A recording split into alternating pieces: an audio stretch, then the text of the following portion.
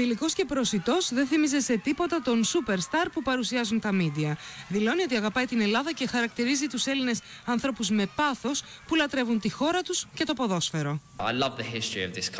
Λατρεύω την ιστορία αυτής της χώρας. Είναι σπουδαία και προφανώς, παρακολουθώντας τη χθεσινή τελετή, μέσα μου ένιωσα την ιστορία που είναι κομμάτι των αγώνων και της Ελλάδας. Οι μαθητές του πρότυπου πειραματικού σχολείου του Πανεπιστημίου Αθηνών δεν πίστευαν στην τύχη τους όταν ο superstar του παγκόσμιου ποδοσφαίρου David Beckham τους χαιρέτησε, αστιεύτηκε μαζί τους και απάντησε στις ερωτήσεις τους. Είναι τέλειος, είναι σαν θρύλος βασικά.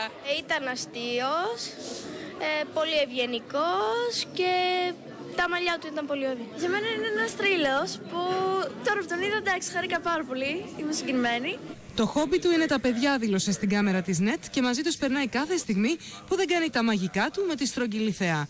Όσο για το Euro του Ιουνίου, φαίνεται ότι η Εθνική Ελλάδας δεν περνά απαρατήρητη.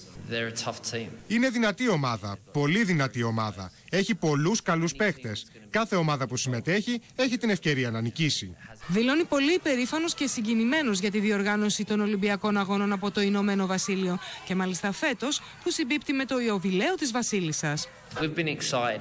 Είμαστε ενθουσιασμένοι εδώ και καιρό, αλλά τώρα που είμαστε στην Αθήνα και παίρνουμε τη φλόγα, ακόμα περισσότερο και θέλουμε να τιμήσουμε τη σημαντική ιστορία των αγώνων. Ο θρύλος του ποδοσφαίρου, που όπως μας είπε σε 2 χρόνια θα κρεμάσει τα παπούτσια του, ευχήθηκε οι Ολυμπιακοί Αγώνες να σπρώξουν στον αθλητισμό όσο περισσότερα παιδιά γίνεται.